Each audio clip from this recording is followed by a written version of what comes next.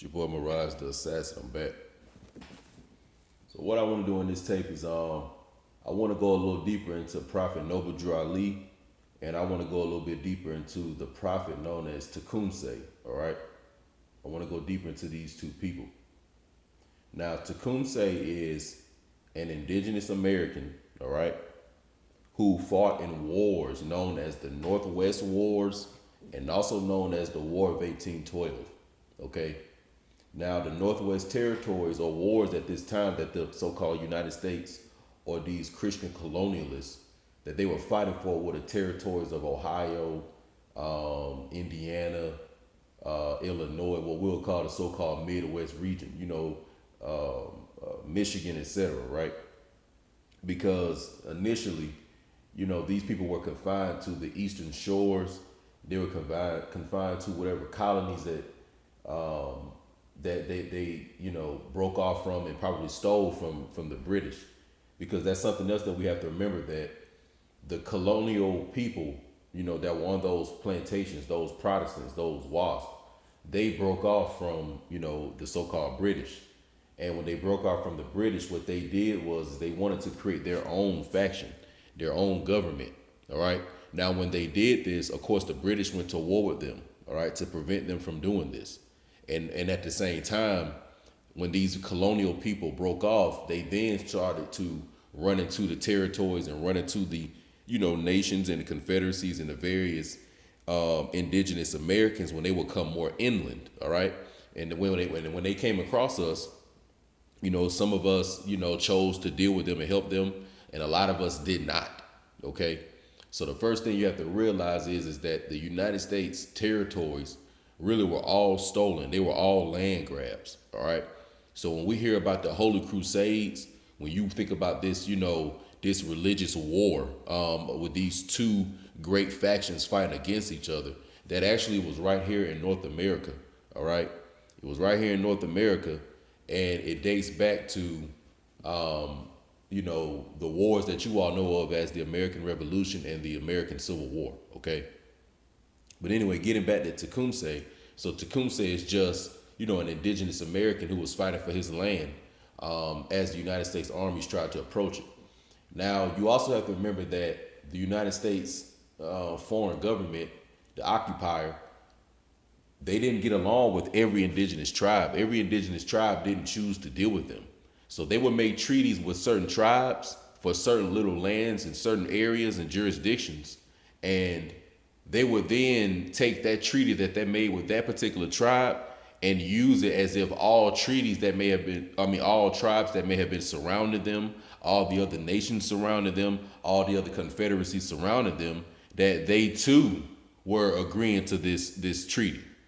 So that's one thing I want you to remember, that the United States was making treaties with certain tribes that they were dealing with and taking those treaties to have some type of jurisdiction over other tribes who had nothing to do with them. So you had a lot of conflicts with that. So another thing you need to realize is that one thing that had a lot of the various confederacies and tribes split up is some of them wanted to take on foreign culture, dealing with the trade system and all that, and then the other half of them did not. Okay? So no matter if you hear about the Creeks, the Yamasee, any of these tribes, they were all, at some point in time, especially when more and more Europeans came in, they came to a fork in the road where they had to make a decision. Do we want to hold on to our culture? Do we want to hold on to what, how we have done things? You know what I'm saying? Our ethics and our way of life, or do we want to adopt this foreign way of life? Because it started out as just trade. You know what I'm saying? The United States, the colonial people coming in, and wanting to do trade and stuff like that. Also remember this too, that prior to us having a lot of battles with the British, because even though it was certain treaties made with them, we weren't really cool with them like that either, because a lot of these original Moorish bloodlines of Europa, they were horribly bleached out. So some of these original Europeans that we have made, that probably we made deals with, and we had some type of real relationships with in the 1100s, the 1200s, the 1300s. By the time the 1400s, the 1500s, the 1600s, the 1700s came around, those same families were bleached out. Us here in America, we remained the same, but those families were bleached out. So those new bleached out people of those European bloodlines, all they did was is take on the relationships that the original people in those families had with us. So when it comes to a lot of the trade that you see going on between Americans, original indigenous Americans, and the French, the original Americans and the Spanish, we were making deals really with a lot of those Moors and trading with a lot of those Moors that was coming over here that may have been so-called black, because we had already been dealing with them for, a long time period, basically. But as time went on, you had this great divide, I see, that happened in Europa, it happened here in America, and it happened on the coast of North Africa, and it happened in Greater Asia too, where you had these, new people coming into the royal families, and then them having their own agenda and basically, removing the people who had always been there. All right. So when you're taking all this history, you got to understand that you have the Spanish here in certain places of the Southeast, more so like, the places that they call Florida. All right. The so-called state that they call Florida. The Spanish had certain territories there, because you got to remember when they came here in the 1500s, you know what I'm saying? We was battling and fighting against them, fighting against De Soto and all them in the Southeast. And we really was keeping them at a certain point. And after a lot of the fighting and stuff like that, and as I said, I think some of these Spanish people that we may have made some type of deals with and came to some type of understanding with after a while, they may have been so-called black Spanish people, okay? Not these pale ones necessarily. So that's how you may have had some of the Spanish and them being able to be in Florida, and it's not really too much smoke like that. And then you had some of the French colonies, okay? Now these original French, like I say, these were so-called, black people, and some of them may have been amalgamated. But these may have been some people we were used to dealing with. And although it may have been some of them we weren't, we did deal with too, and it was wars. But nevertheless, I just want you to see the understanding of, well, how did these European nations just come to America and seem like they just set up shop in these little colonies and these certain little areas? Yes, it were certain wars with these nations, but originally, and as far as the literature I see and read, and then me just putting common sense together, there were ancient relationships between the Phoenicians, the people of Carthage, who you all call modern day people from Southern Europe or Iberians, and Americans. There was always trade posts, going on since the times of Atlantis, when the world was probably only 2 or 3 or 4 major big continents and big land masses. You know what I'm saying? So however the water was, flowing at these times, whether they were major rivers, etc., there were always some type of going back and forth between the Americas and what you all call so-called Europe or the Mediterranean. All right. So this is how some of these pre-established old relationships, business more so relationships, and how they got set up between the Americas and Europa. So now you having these bleached out pale French, you know what I'm saying? Now they coming with the fur trade and all that. So when these pale people came, with this Christian culture, a lot of it just started out as trade. You know what I'm saying? We keeping our culture. We see y'all got y'all culture over there. Okay, yeah, we've been going to war for, let's say, a few years or whatever, but we can come to some kind of understanding. Okay, y'all stay over there, we gonna stay over here, and maybe it can just be a trade type thing, but that's it. You know what I'm saying? That's it. So you had a little bit of that going on, right? But as time goes on, these Europeans wanted more and more land. They got a little more greedy. And not only did they want to trade, but now they also want to swap men and women and want to intermarry into our families. You know what I'm saying? They want us to become Christians. They want us to stop speaking the languages we speak. They want us to stop dressing the way we dress. They want us to wear what they wear. And we like, whoa, we're not doing none of this fuck shit. We're not doing none of that. So when you all hear about wars like the Tuscarora Wars, the Yamasee Wars, the French and Indian War, the Creek War, the Muskogee War, you know what I'm saying? The Okmulgee Wars, all these different wars that were really in the Southeast and going up the East Coast, were these wars where we really were kicking these folks up out of our shit. And it was going on really from the 1500s all the way really until the 1950s and 60s. Now I'm going much deeper into that into some other shit I got going on, but I'm just giving y'all a little sneak peek because a lot of you all don't really know the full years of the American Civil War and the American Revolution. And some of y'all think it was only in 1776 And the other one, y'all think it was only 1860 to 1865, which is not true.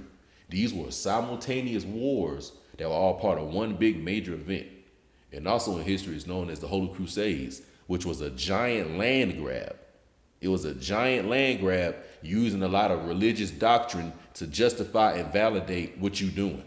You know what I'm saying? Salute to the brother I see the Duke of Tears. I just got to do that real quick. You know what I'm saying? Him putting out a lot of good information. OG of the game. Y'all go check my boy out. You know what I'm saying? He can help you put some of the information together. But anyway, getting back to where we're going, I want to go back to Noble Drew Ali and Tecumseh, because these are two prophets of the American, you know what I'm saying, fight for freedom, we could say. Two prophets that dealt with the American fight for freedom, and these are two prophets that showed you have to have a divine national movement. I'm going to repeat that one more time. Tecumseh and Prophet Noble Drew Ali, these are two prophets and two warriors, really, who showed indigenous Americans, so-called Moorish American people, the original people of North America, that you have to have a spiritual and a divine movement. Now let's go into this shit. So first I'm going to talk about my nigga Tecumseh, the Negas Tecumseh. So Tecumseh, a lot of his history goes back to the late 1700s, early 1800s. Like I say, in the areas of Ohio, Indiana, Illinois, you know what I'm saying, the Midwest, and even my boy was in the South.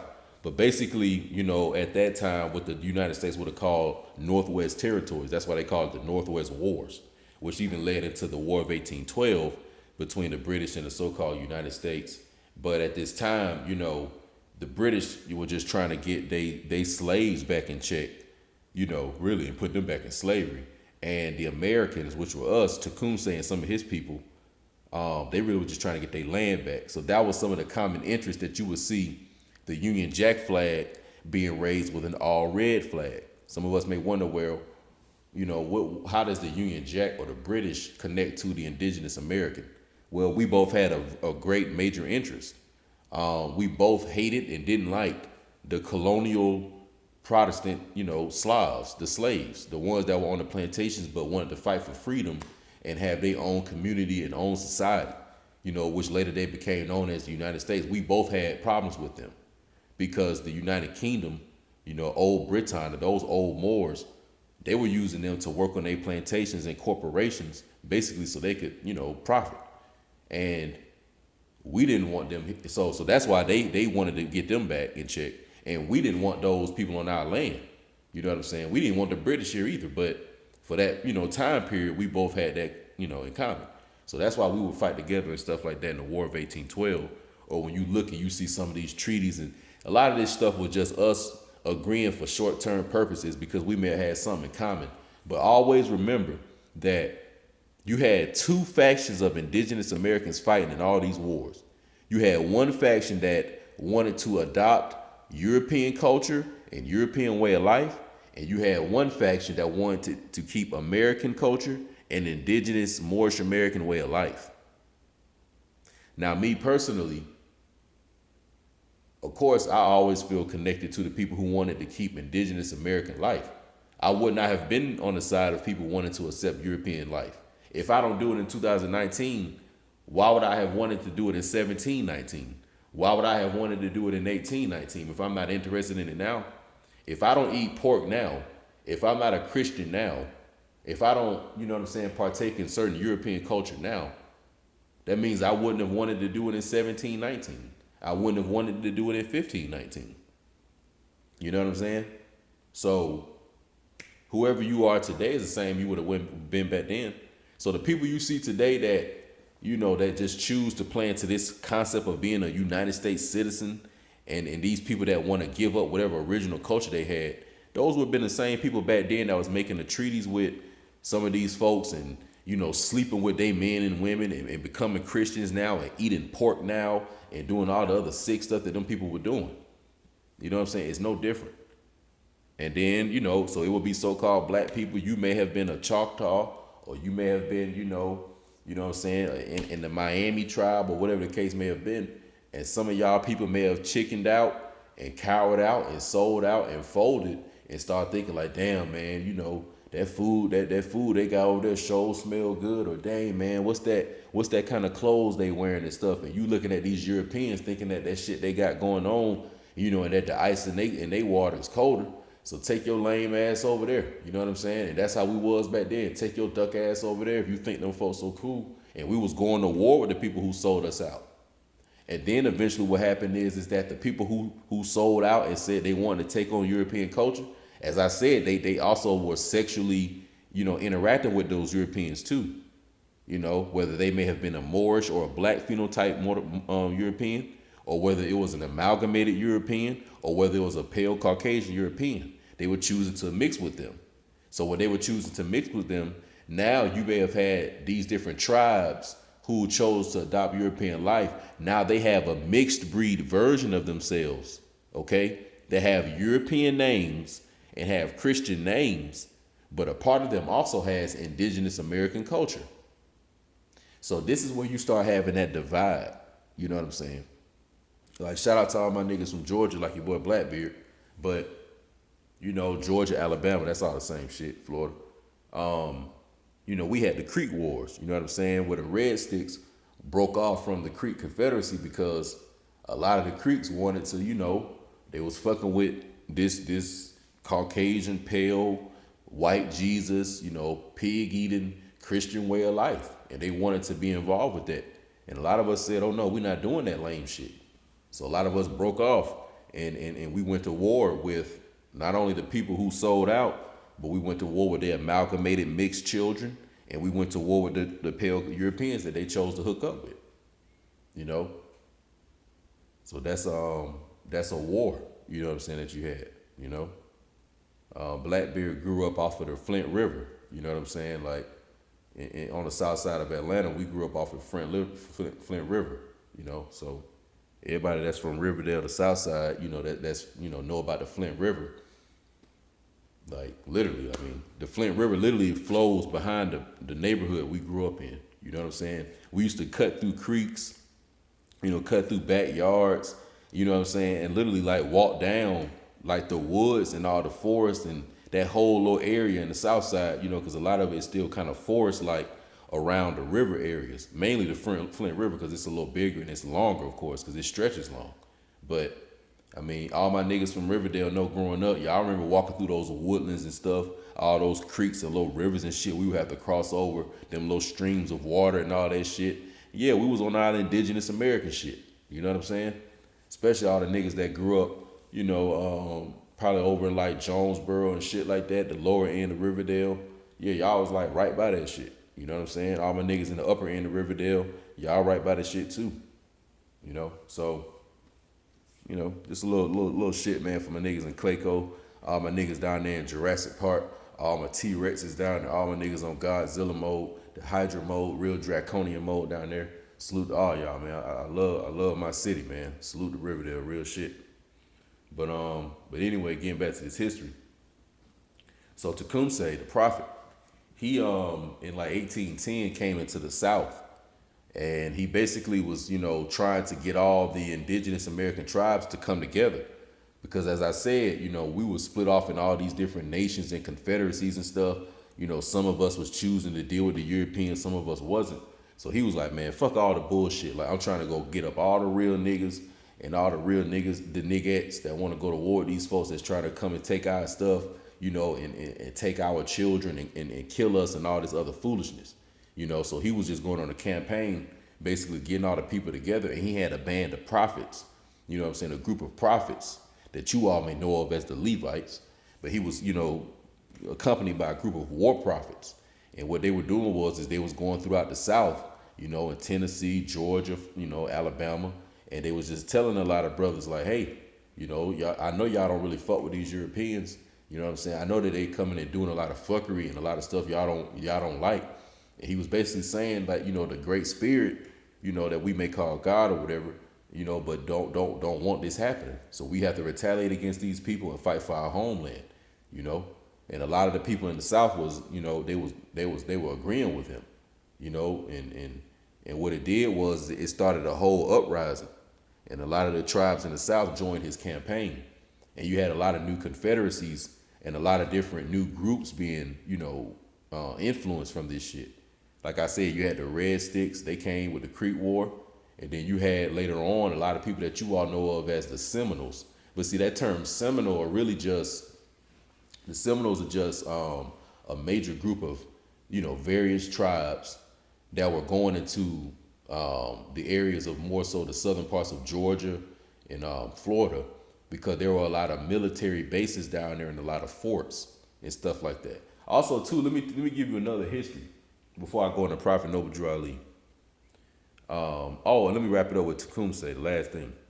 Tecumseh also told the people in the South that there was going to be a spiritual sign from the Great Spirit or God. Because as I told you, it's a divine national movement.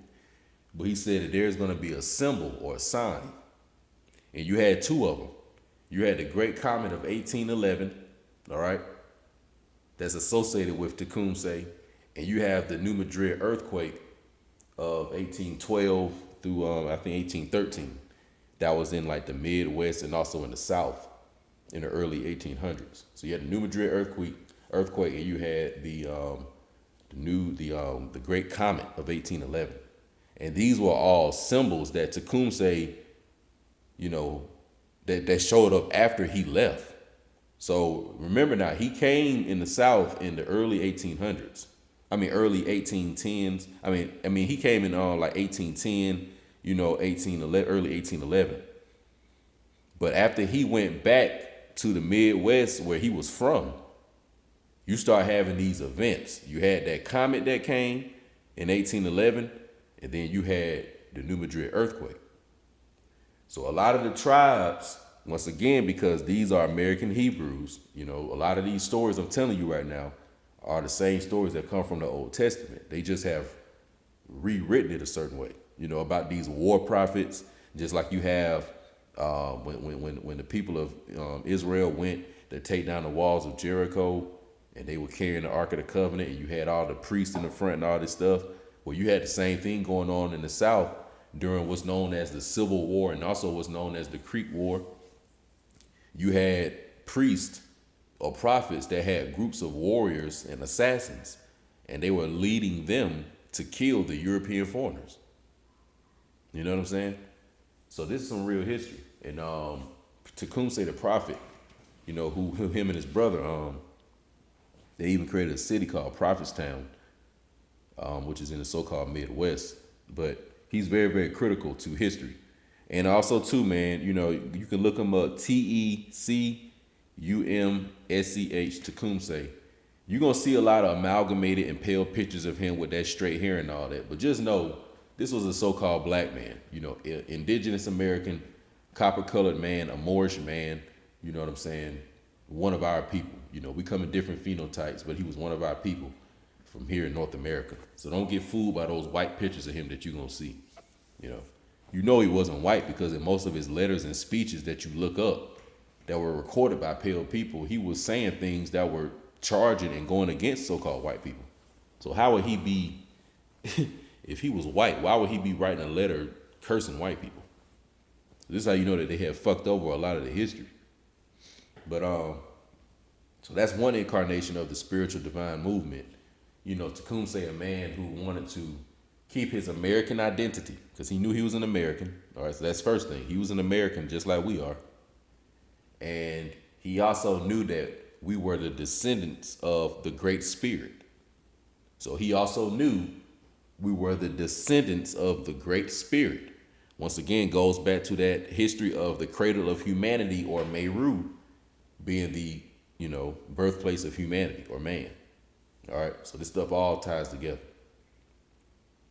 Next, let's talk about Noble Drew Ali. All right, Noble Drew Ali is a brother who was on the move in the early 1900s. Okay, and what Noble Drew Ali did is because you got to remember that at the time, Noble Drew Ali and his platform, I'll say, because I don't like to say the Moorish movement. That's another thing. Like I laugh when I hear a lot of people and they act as if like the Moors are like a separate people. You know what I'm saying? Like it's that's very interesting. You can have a particular type, but anyway, getting back to it. But at that time in the early 1900s, Noble Drew Ali was talking about nationality, and he wasn't the only one. You had a lot of people here in North America that knew about how Moorish ancestry, but what they did was they may have expressed the Moorish ancestry different. So they were all Americans, but they expressed it different. So you had Noble Drew Ali, who was expressing it through the Muslim culture that you all know of. Then you had the Moorish Jews who were expressing it through the Judaic or the Hebrew culture that we know of. And then you had even a lot of Moorish, Ethiopic, Orthodox, so-called Christian, cultures here in North America. And they were all divine national movements going on simultaneously in the early 1900s. That's what that was. And also, too, let me say this. Salute and shout out to the Nation of Islam dealing with Elijah Muhammad and Malcolm X, because these, once again, are two people who were, coming after Noble Drew Ali and part of Noble Drew Ali's influence, to just keep it all the way real with you. But even the Nation of Islam and the Fruit of Islam is an indigenous American divine national movement, okay? We just get used to them talking about the spiritual aspect. And for some reason, I guess publicly, that's all they choose to talk about. But the Moorish Science Temple and how you all view them as dealing with the civics and politics and nationality, government and law and all that, that's the same as the Nation of Islam or the Fruit of Islam. Them are two branches of the same tree. Okay? So don't separate none of that stuff. All right? Because if you do, you're going to get confused. All right? But anyway, but going back to Prophet Noble Drew Ali, what Noble Drew Ali did is he consolidated the history. He consolidated the history, and I'm pretty sure he got all his information from reading. He probably talked to a lot of older people, where he grew up at. He probably talked to a lot of older, educated people too. You know what I'm saying? Was Noble Drew Ali part of, I don't think he was part of no kind of clandestine groups or nothing like that. But he may have talked to certain brothers that may have been Masons, or may have been mystic Shriners, and maybe these guys just had certain information on certain history and certain things in government and law. And Noble Drew Ali probably traveled a little bit. You know what I'm saying? He probably just didn't stay in North America. He probably traveled to Central and South America, maybe even traveled over to Europa, and probably even went to the Middle East, maybe even went to Asia. But either way it goes, this man did a lot in his life, and this is where he got all his information from, and he consolidated. So Noble Drew Ali didn't make up Moors. He didn't make up, so-called Moorish science.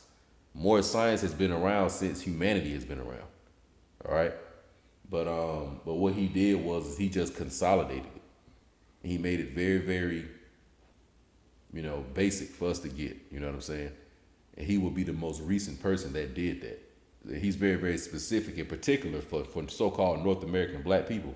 Y'all can't name nobody else that went ahead and just gave y'all the divine side and the nationality side under one house.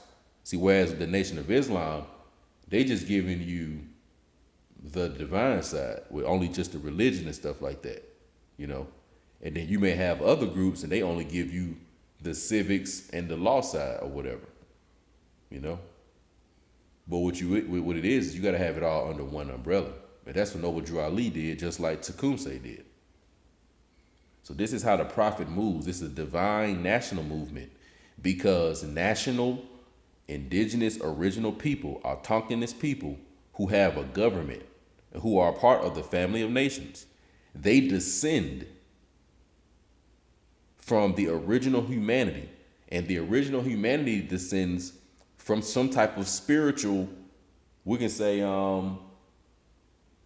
spiritual progenitor. We have different names for it: God, the Great Spirit, the Elohim, whatever we want to name it. But that's where humanity descends from. Okay? So that's what Noble Drew Ali did, and that's what Tecumseh did as well. You know what I'm saying? That's what Tecumseh did as well.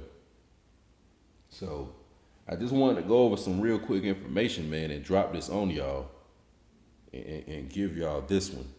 because it would only be right if I bring y'all up to speed on what's going on, at least up until this point, on some stuff. So in this one, we just covered, some of the prophets, Noble Ali and Tecumseh, some of the history behind them, and just some of the other stuff going on, But that was very, very, important for you to realize that all these nations. So if somebody tell you that they descend from the Creeks, or if they descend from the Cherokee, or if they descend from whatever, then what you really should be wondering and asking them, well, which side of it do you descend from? Because you have the upper and the lower side, the left and the right side, where you would decide that wanted to keep the nationality and our American culture, or you would decide that wanted to become Christian and accept these foreigners. You know what I'm saying? So we should all look at that within ourselves. So when we ask our grandparents, or when we look at where our family is from, where we were born at, where our parents were born at, and where our grandparents were born at, all we got to do is look at where our grandparents were born at, where our parents were born. Look at the major rivers that were in those areas. Let me repeat that. I'm trying to help you understand who you are, what your nationality is, from the national level down to the tribal level. Okay. All we have to do is look at where we were born, where our parents were born, where our grandparents were born, and if you know where your great grandparents were born.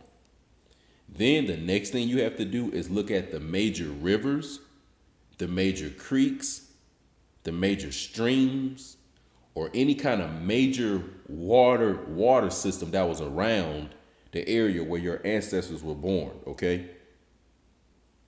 Whatever water and whatever they have named that water is more than likely the tribal name that your people went by, okay? It more than likely is the tribal name. So most of the indigenous American tribes were named after the major large body of water that they were surrounded by, because that was the life-giving force. You know what I'm saying? That's another form of the Great Spirit. That's why we would name ourselves after the water. So when we say, like for example, like Flint River, so we say like the Flint Indians, that's named after a river. Okay? The Okmulgee Aboriginals, that's named after a river. The Mississippian Aborigines, or the Mississippian Americans, is named after a river. The Creek Indians, or the Creek Americans, it's named after a river. Okay? So look at the major rivers that are around where you were from. So that's who you are on a tribal level. And then on the national level, you are an American, one of the various copper-colored people who were here prior to the arrival of the European. But if you want to go even deeper in that, because we do have a lot of foreigners here who are Americans by the 14th Amendment, and they are Americans based on being naturalized. If we want to go deeper, we can say that we are Moorish Americans, because now you're going to put an adjective to show that you are an American not by being naturalized. You're not an American because you were born here, but your ancestors were foreigners. You're saying that you are an American by blood, basically.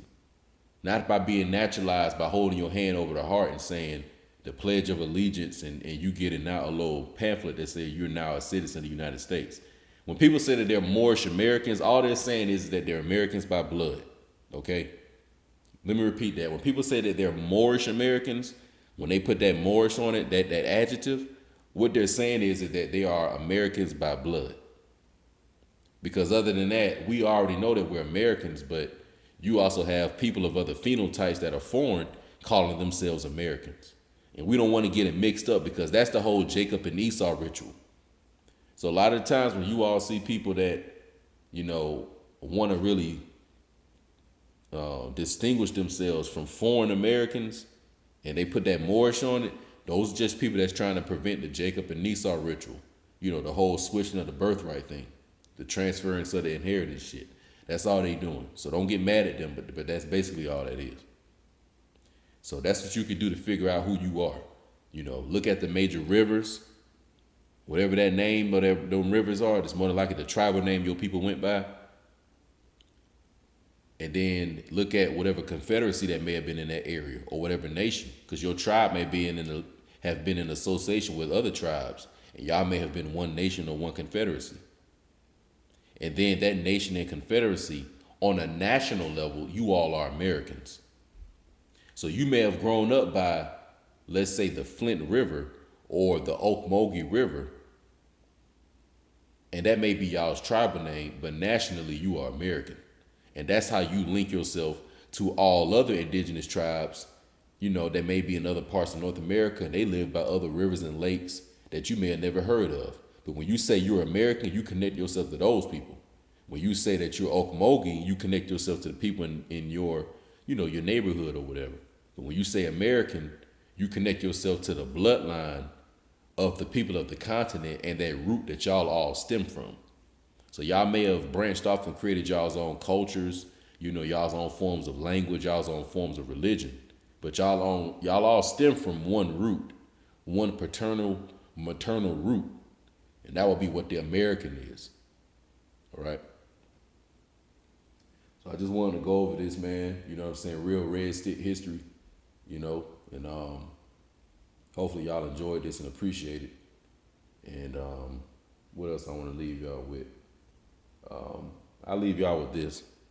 Tecumseh and Noble Drew Ali, their concept of the divine national movement was what you all read of in the New Testament as New Jerusalem. Okay, New Jerusalem was a nation where you had people who were of all, let's say, the same ethnicity and nationality, but they had different expressions of culture, maybe different expressions of religion, and they may have different expressions of language, even though they may have all spoke the same parent language.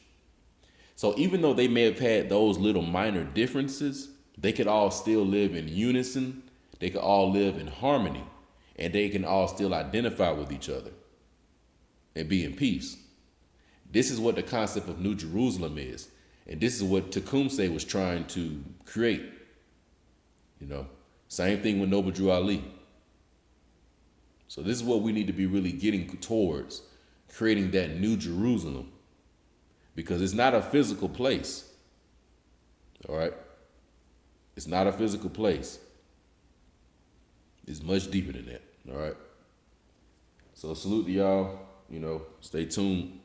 I'm out.